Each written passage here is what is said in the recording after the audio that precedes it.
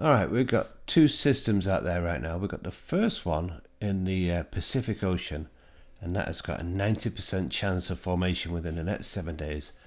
And that's just going to go up the west coast of Mexico. The second one in the Gulf has got a 40% chance of formation within the next 7 days.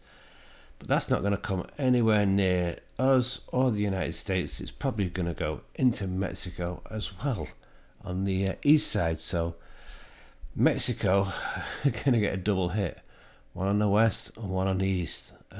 Nothing's going to come anywhere near us. So that's good news there. So things are sort of warming up a little bit in the Gulf there, aren't they? But not going to be any concern to us whatsoever. Alright, so that's just a quick recap of what's going on in the tropics. Alright, my name's Paul. Thanks for watching. Give it a thumbs up. Don't forget to subscribe. See you later.